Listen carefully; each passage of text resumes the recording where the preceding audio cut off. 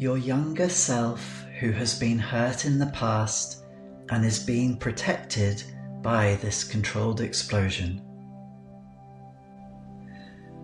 Start by sitting in a comfortable, upright position with feet flat on the floor, and give your body a chance to settle into a posture that feels grounded, rooted, and stable.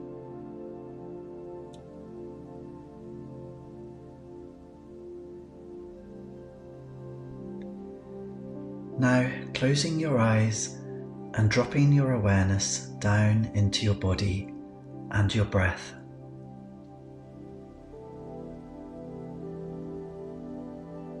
Noticing the flow of your breathing in and out. And just allowing your rhythm of breathing to settle into a smooth, even flow. Noticing those in-breaths coming deep down into the middle of your body.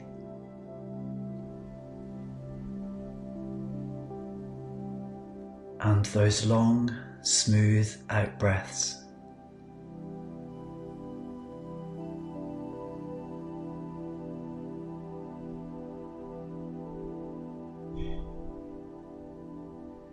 Easing your shoulders back slightly and creating a bit more expansiveness and volume in your chest. And relaxing your facial muscles into a warm and friendly expression.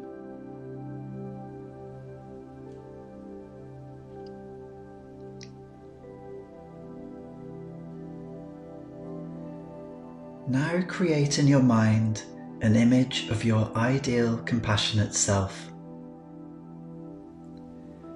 What do you imagine that would look like? This version of you at your compassionate best. This is someone deeply committed to being a caring and helpful person, and who brings these caring intentions into the world with a calm confidence, wisdom, and strength.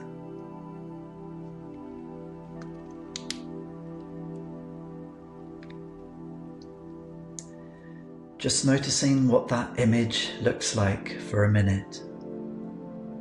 What you can see, how they stand, how they move, the expression on their face.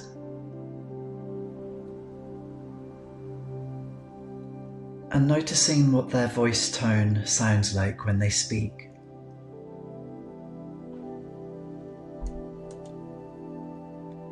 Is there anything else you notice about them?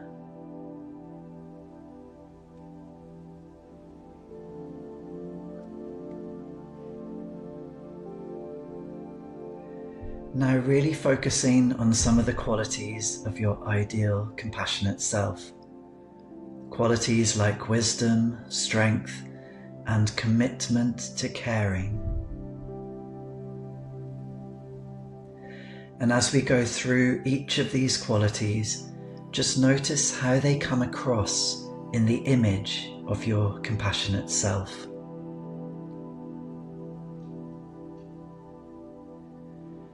Caring commitment. How is this conveyed in the image of your compassionate self? Maybe through their facial expression, body language, or some other characteristic.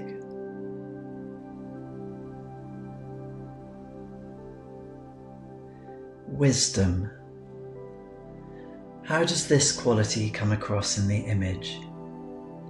What is it about their mannerisms and expressions that show you they are wise, that they have a deep understanding of people's struggles, and an intuitive knowledge of how to be helpful?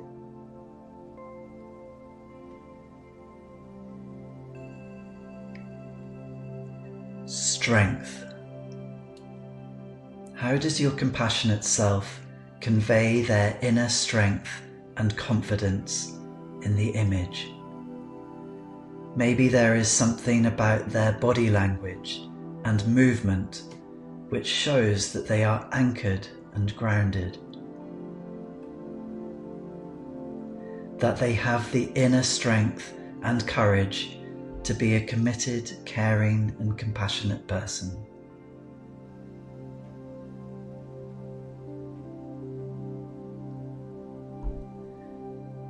Now that you've created your image, we're going to try stepping into the shoes of your compassionate self.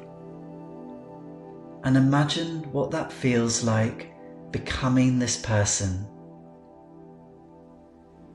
Just trying that for a minute, being in the body and mind of your compassionate self.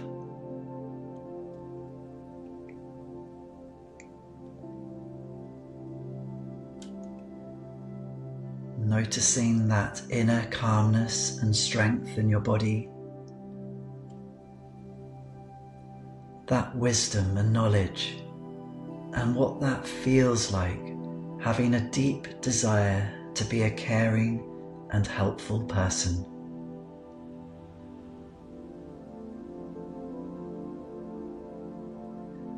Staying with that for a bit longer, just connecting with that in your body and imagining what that feels like.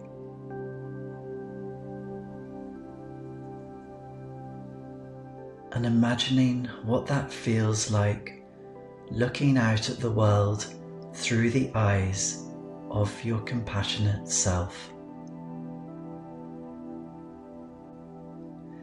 Staying anchored in the mind and body of your compassionate self, we're now going to imagine taking a view from the balcony. This is a view where you can see all the things that are going on, like an aerial view. You might think of this as similar to being up in the skybox at a sports stadium, where you can see all the players below you. Or maybe a wide-shot camera angle, where you can see things in the context of their environment.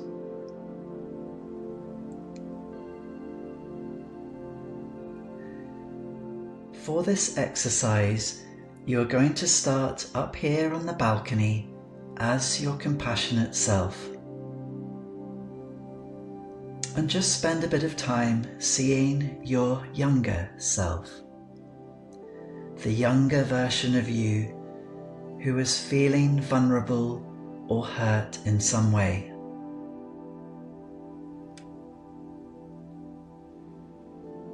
This is the hurt you have been avoiding with your controlled explosion.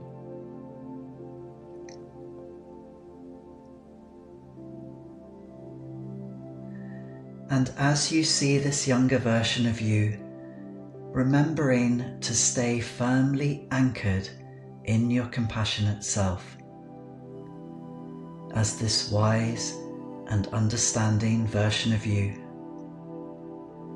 who is calm, grounded, and supportive.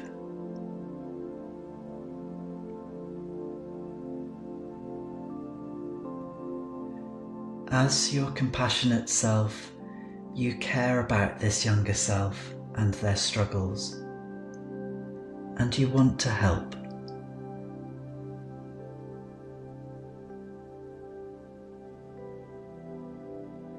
We are now going to press pause on this scene and invite your younger self to come and join you for a meeting in your room with chairs. As you imagine this room, what are some of the things you might see there to make this a more welcoming space? Think about colours, objects, textures, lighting. What would this room look like if it was an ideal, safe and comforting space?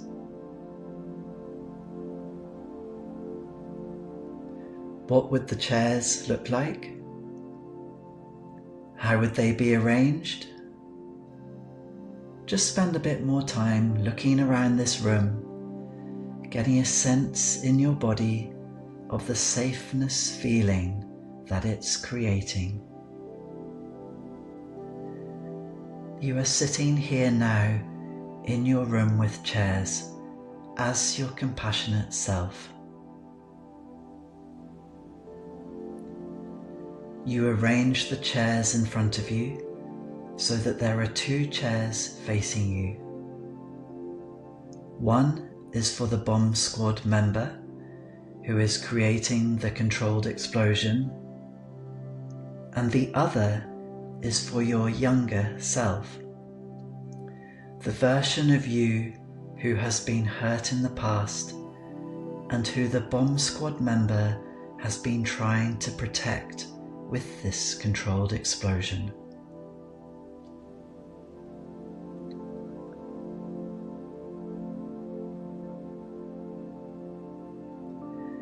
You invite them to sit down.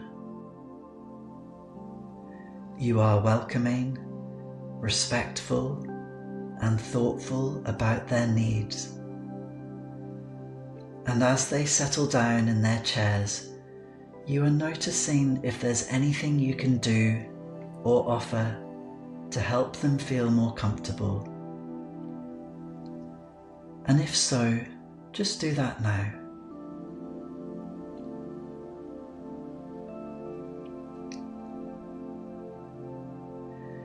As the compassionate self, you want to help, and you want to understand more about these harms experienced by your younger self, and why it was so important for these to be protected.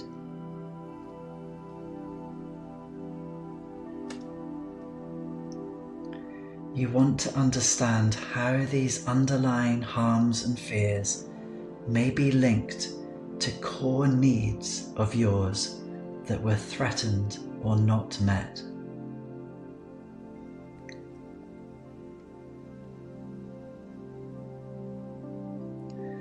But before you ask about this directly, just spend a minute longer resting with your deep, compassionate intention towards them.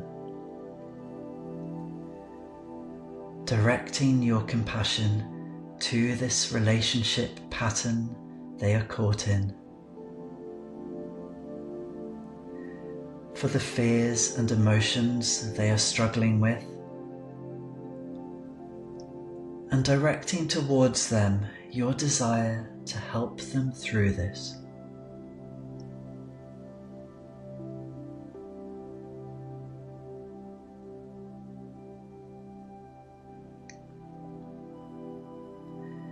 When you're ready, you can ask the younger self to tell you about their fears and their unmet needs. Maybe asking them directly, what happened to you? What has hurt you? What are you scared of? What do you need?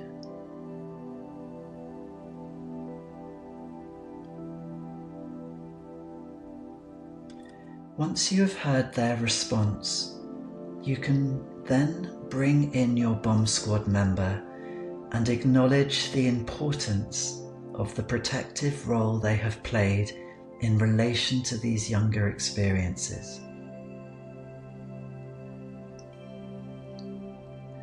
Just stay with this conversation for another minute or two if you can, listening to both of them and hearing what they each have to say. Really tuning in to the emotions that are being felt, expressed, and communicated.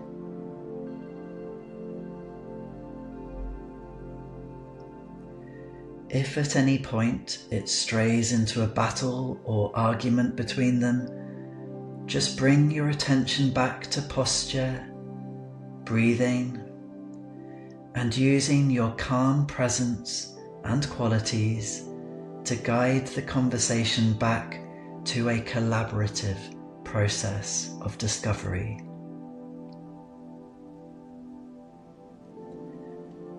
And remember, you can use your calm place image at any time you need.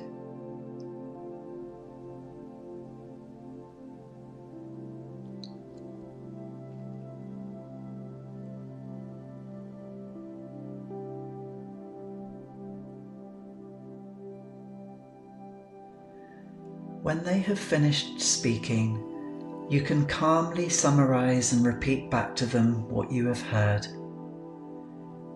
You can also tell them what you have learnt about the fears and harms and about the basic needs that these are linked to.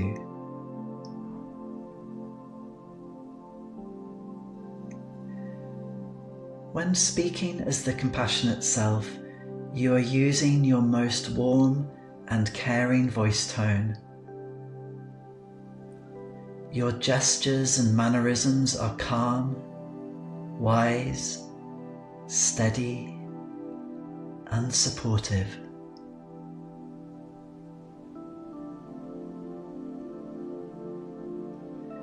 If there is anything else that you think might be helpful to do or say to your younger self, you can do that now. Something they may need to feel or hear from you in this moment.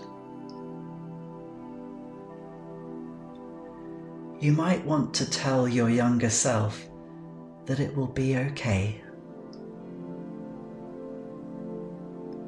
Or maybe offer them some wisdom or guidance. And just stay with that for a minute, directing your compassion to your younger self.